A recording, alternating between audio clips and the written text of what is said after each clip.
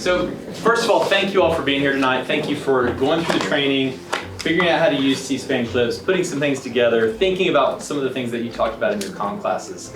I know this is totally extra, and I know we're paying you, but still, it's totally extra, and you all did a good job of really trying to reflect on some communication concepts and bringing them to us. So what we were looking for, what the prompt tried to focus you on, was a clear communication concept that was illustrated clearly by your clips and that you were able to talk about kind of consistently throughout. And so based on those, and also delivery in your slides, but mostly we were focused on your concept and your application to the clips. I think in this application, one's party ID can stand in for their anchor. The anchor is what you already believe. That's where we're starting. And if I'm trying to change your mind, I'll try to aim for your latitude of non-commitment. If I'm in the latitude of rejection, it's too far from your worldview. You'll discount it on its face. And if it's in your latitude of acceptance, we didn't learn anything. So what we really are aiming for is this non-commitment latitude. So let's see this in action. We're gonna see a clip where this information from an expert witness is gonna fall strictly in Senator Hawley's latitude of rejection. So this isn't really a women's rights issue. We can recognize that this impacts women while also recognizing that it impacts other groups. Those things are not mutually exclusive, Senator Hawley. Let's contrast that with Senator Booker's latitude of acceptance. Can you just talk about how these bans in the name of life are actually causing so much more death? I'm just going to take 30 seconds and then I'll pass it to you.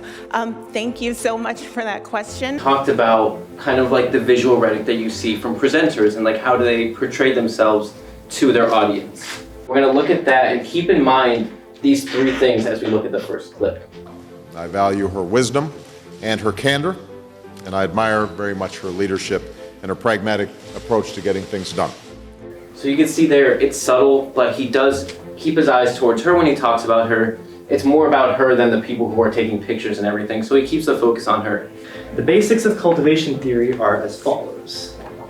Long-term exposure to media shapes how the consumers of media perceive the world and conduct themselves.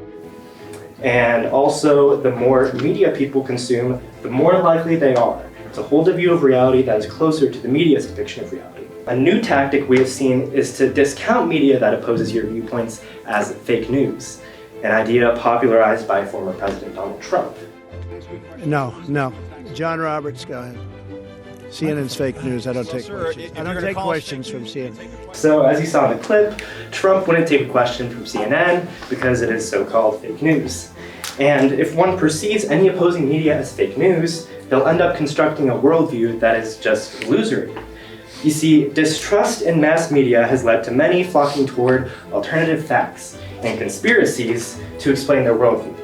The U.S. prison population has increased by over 500% over the past several decades. This has led to it being a primary topic discussed in Congress, and the way that people communicate in Congress is incredibly influential in how their arguments are evaluated. And so that's why I will be breaking down the communication styles and practices of people when speaking in Congress.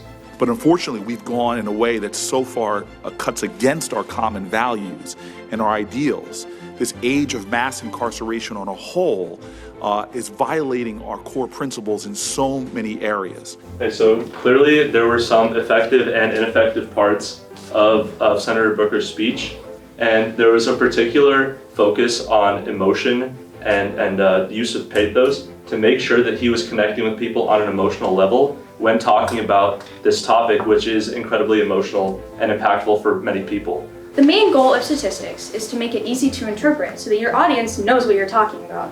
Throwing a bunch of numbers together does nothing for you or your audience because no one understands what you're talking about. But that doesn't mean you need to change your intent or the breakdown of the numbers. Rather, focus on positive ways to enhance your statistics. This can be done by providing graphics, backing up your information with narratives or anecdotes, for example, or providing more detail before or after the statistic. So, my first example here, I have C-SPAN radio host Pedro Echevarria in an August 2021 video clip where he provides a visual aid to enhance his presentation.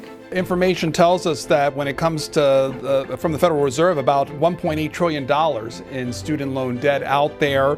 That average debt is about $32,000 plus.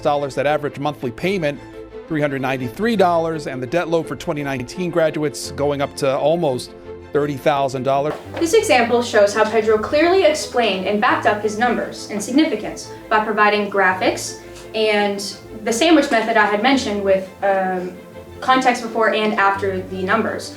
Broke it down in a way that was easy for us, as the audience, to understand what he was referencing. Prior to the year 2000, broadcast TV media placed a lot more emphasis on academic concepts, reasoning, and public values. Whereas after the year 2000, we see a lot more emphasis on interpersonal relations, narrations, and personal perspectives and emotions.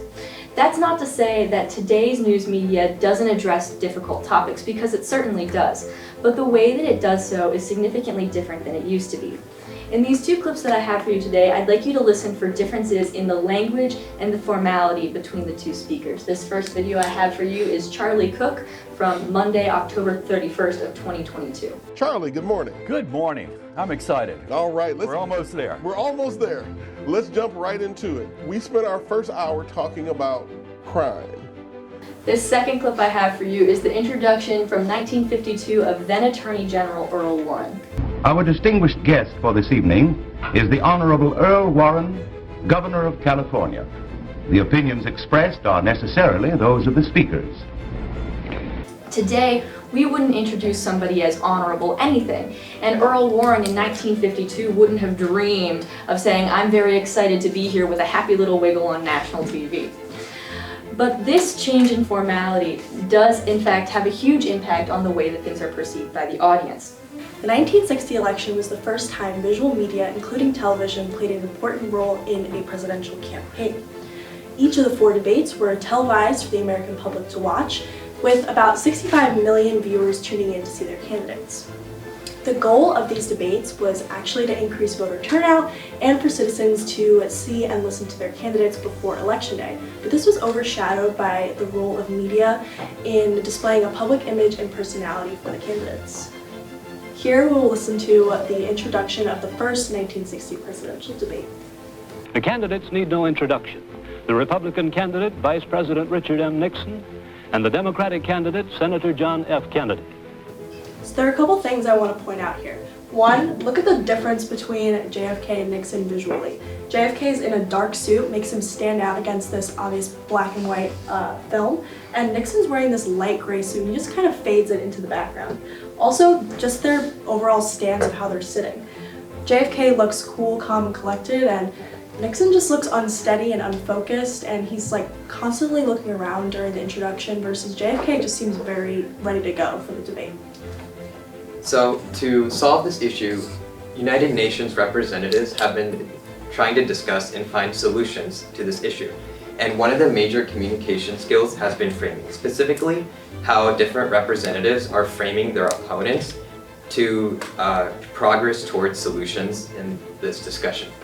So today I'll be talking about how different countries try to frame their opponents, countries including the United States, Russia, and Mexico, and how the differences between negative and positive framing of the opponent. So first I'll be showing you an example from Richard Mills, who is the representative from the United States. He uses a negative framing approach to highlight Russia in a negative manner. Only they can explain why Russia thinks it can redraw international borders by force in contravention of the UN Charter. Only they can account for the atrocities they have carried out against the Ukrainian people. So notice that he's using a very direct approach when he's talking about Russians.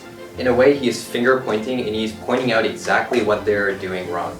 He is even calling out other representatives that are present at the UN conference and showing how they are contributing to this war, and they're making the problem worse.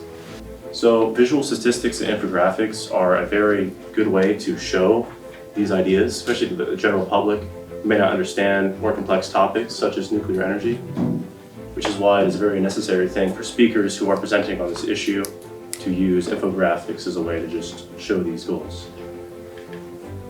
So this is a clip from Julia Ham discussing a move towards carbon neutrality and changing forms of energy for a company known as Excel.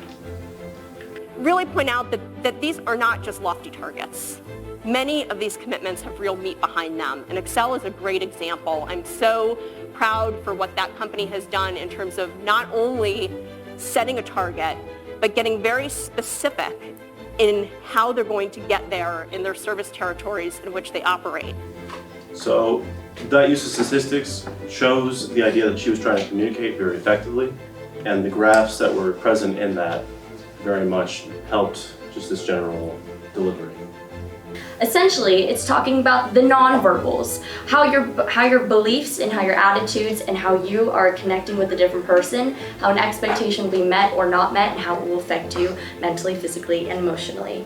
Now, it was originally developed to study the reactions of nonverbal behaviors, but it has developed since then. And one of the key aspects of the theory is valence violations.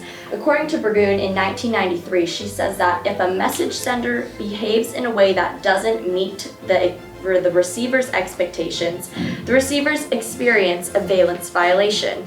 Now, how does this all tie into COVID-19?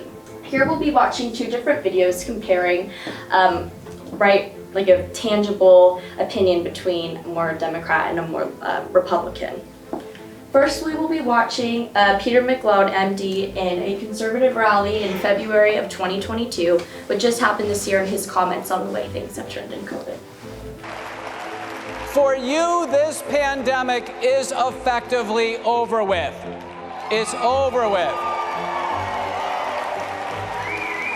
And now we will be watching the White House briefing on Valentine's Day of this year within the same month, and she will be also talking about similar instances with COVID. I think that may be getting lost in some of the reporting that we're seeing. The CDC made clear they're looking at their guidance, so just want to make that very clear. But to put a finer point on this, CDC has to move carefully and deliberately to make sure these good trends are confirmed across the nation.